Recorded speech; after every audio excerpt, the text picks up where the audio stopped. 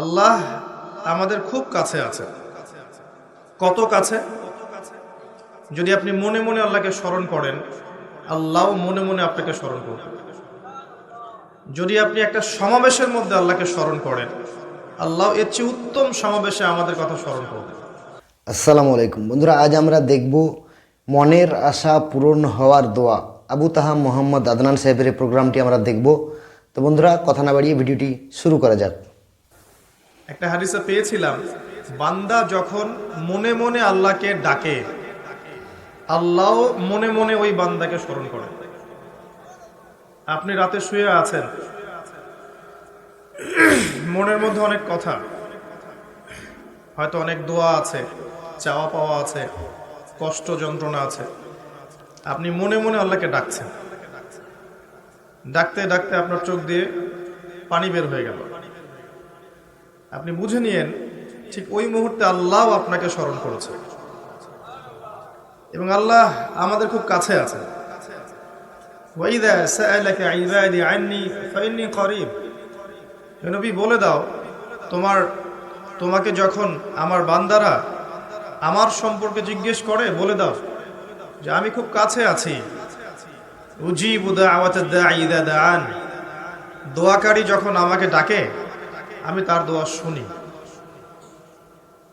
আল্লাহ আমাদের খুব কাছে আছে। কত কাছে? যদি আপনি মনে মনে আল্লাহকে স্মরণ করেন, আল্লাহ মনে মনে আপনাকে স্মরণ করবেন। যদি আপনি একটা সমাবেশের মধ্যে আল্লাহকে স্মরণ করেন, আল্লাহ এর চেয়ে উত্তম সমাবেশে আমাদের কথা স্মরণ করবেন। আল্লাহ পাক এত কাছে আছেন যে প্রত্যেক রাতের শেষ অংশে আল্লাহ পাক প্রথম আকাশে নেমে আসা।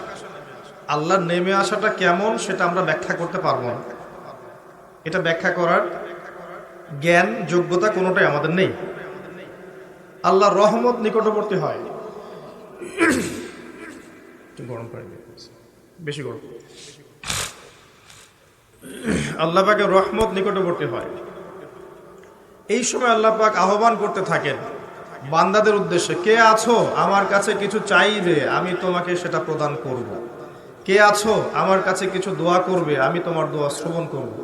কে আছো আমার কাছে ক্ষমা চাইবে, আমি তোমাকে মাফ করে দিব।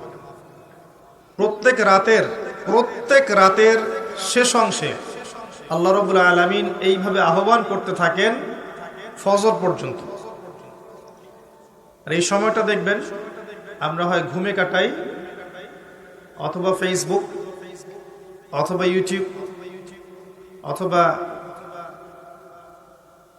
ক্যাসিনোর মধ্যে, কেউ জুয়াখানায়, কেউ পতিতালয়ে, কেউ আল্লাহ বিরোধী পরিকল্পনা করতে ব্যস্ত থাকে। কিন্তু আল্লাহ পাক প্রত্যেক রাতে তার বান্দাদের উদ্দেশ্যে এই আহ্বানটা করে থাকেন। আল্লাহ পাক এত কাছে। মানুষ সেই আল্লাহকে ভুলে গেছে যেই আল্লাহ পাক ছাড়া ইবাদত পাওয়ার যোগ্য দ্বিতীয় কোনো ইলাহ নেই। এক সময় যে আল্লাহ ছিলেন আর কিচ্ছু ছিল না, শুধু আল্লাহ ছিলেন, আর কিছুই ছিল না। এই মহাবিশ্বের কিচ্ছু ছিল না। এক সময় শুধু আল্লাহ থাকবেন, এই মহাবিশ্বের কিচ্ছু থাকবে না।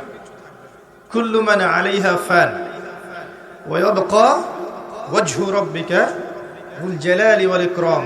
প্রত্যেকটা বিষয় বস্তু ফানা হয়ে যাবে, ধ্বংস হয়ে যাবে, আল্লাহ রাব্বুল আলামিনের সত্তাটা বাকি থাকবে। আল্লাহ পাক সূরা আর রহমানে একটা আয়াত বারবার বলেছেন, ফাবিআইয়ি আলাই রাব্বিকুমা তুকাযযিবান। তোমরা দুই জাতি, জিন আর মানুষ, তোমরা আল্লাহর কোন কোন নিয়ামতকে অস্বীকার করবে। কেন জিন আর মানুষকে বলা হচ্ছে? কারণ সূরা জারিয়াতের 56 নম্বর আয়াতে আল্লাহ পাক বলেছেন, ওয়ামা খালাকতুল জিন্না ওয়াল ইনসা ইল্লা লিয়াবুদুন। আমি জিন আর মানুষকে শুধুমাত্র আমার ইবাদত করার জন্য সৃষ্টি করেছি। এই কারণে জিন আর মানুষকে উদ্দেশ্য করে আল্লাহ পাক সূরা আর রহমানে বারবার বলছেন, তোমরা আমার কোন কোন নিয়ামতকে অস্বীকার করবে। আল্লাহ রাব্বুল আলামিন এই সূরার মধ্যে বলেছেন যে আল্লাহ পাক তার সৃষ্টির এই যে কাজ, এতে ব্যস্ত থাকেন, প্রত্যেকটা মুহূর্ত তিনি ব্যস্ত থাকেন। তবে সানাফরুগু লাকুম আইয়ুহাস সাকালান, শীঘ্রই তোমাদের দুই জাতির জন্য আমি ফারেক হচ্ছি, দাঁড়াও। তোমাদের বোঝাপড়ার জন্য শীঘ্রই আমি ফারেক হচ্ছি, থামো। সানাফরুগু লাকুম আইয়ুহাস সাকালান। এই আয়াতটা এই সূরার মধ্যে একটা ভয়ঙ্কর আয়াত।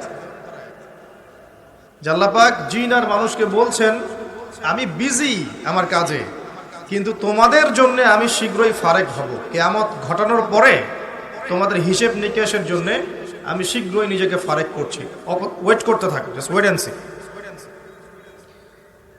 মানুষ সে আল্লাহকে ভুলে গেছে যে আল্লাহ রাব্বুল আলামিন এখন জানেন যে আপনি কতদিন বাঁচবেন, জীবনে কি করবেন, কোন দিন আপনি কোন কোন বেলায় কি কি খাবার খাবেন, কোথায় কোথায় আপনি কি কি পাপ করবেন এবং কোথায় কোথায় আপনি কি কি পুণ্য করবেন, আল্লাহ পাক এখনই জানেন। সব জানে আল্লাহ। আল্লাহ পাক জানেন আমাদের মধ্যে এখানে বসে থাকা প্রত্যেকটা মানুষ কে কোথায় কিভাবে মারা যাবে, কার জীবনে কি আছে, কার পরকালে কি আছে। আমাদের এখানকার মানুষদের মধ্যে কে কবরের প্রশ্নের উত্তর দিতে পারবে কি পারবে না, আল্লাহ এখনই জানেন। আল্লাহ পাক এখনই জানেন, এই মুহূর্তেই জানেন যে আমাদের মধ্যে কয়জন মানুষ এখানকার মধ্যে জান্নাতে যাবে। আর জান্নাতে যাওয়ার কোটি কোটি বছর পরে ওই বান্দারা কি কি নিয়ামত ভোগ করবে, আল্লাহ পাক এখনই রাইট নাও সেটা জানেন।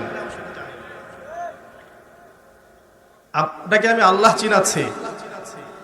আল্লাহ পাক সেই সত্তা যে আমাদের মধ্যে কে কে জাহান্নামে যাবে বা যাবে কি যাবে না, আল্লাহ পাক এই মুহূর্তে সেটা জানেন।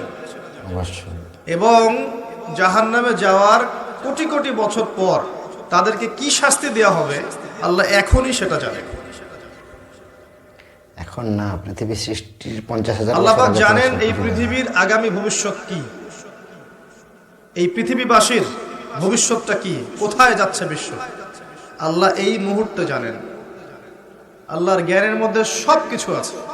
শুধু তাই না, পৃথিবীর শুরু থেকে নিয়ে শেষ দিন পর্যন্ত মানব জাতি পৃথিবীর বুকে কি করেছে না করেছে, আল্লাহ পাক প্রত্যেকটা বিষয় লিখে রেখেছেন। প্রত্যেকটা মানুষের ওয়া মা কানা রাব্বুকা নাসিয়া, এবং আপনার রব কিচ্ছু ভুলে যান নাই।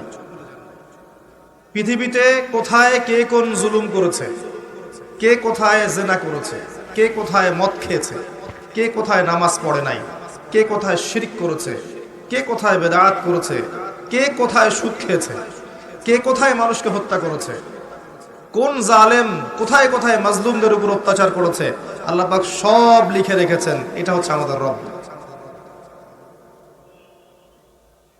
পৃথিবীতে আমরা যখন ছিলাম না, আল্লাহ রাব্বুল আলামিন আমাদেরকে রুহের জগতে রেখেছিলেন, আলমে আরওয়াহ বা রুহের জগতে। সেখানে আমাদের আত্মাগুলো ছিল। এই আত্মাগুলোকে একত্রিত করে আল্লাহ পাক জিজ্ঞাসা করেছিলেন, আলাস্তু বিরব্বিকুম, আমি কি তোমাদের রব নই? সবাই আমরা বলেছিলাম, আমরা যারা আছি এখন, জীবিত মৃত ভবিষ্যতে আসবে, আমরা সবাই এক বাক্যে বলেছিলাম, বালা, অবশ্যই আপনি আমাদের রব। আমাদের মনে পড়ে? মনে পড়ে না। এই কথাটা মনে করিয়ে দেওয়ার জন্যই আল্লাহ পাক প্রত্যেক যুগে যুগে অসংখ্য নবী রাসূল পাঠিয়েছেন, আসমানি কিতাব পাঠিয়েছেন, যাতে করে ওই কথাটা মনে করিয়ে দেওয়া যায়। কথা বুঝতে পারছেন? আলাস্তু বিরব্বিকুম, আমরা বলেছিলাম বালা, অবশ্যই আপনি আমার রব।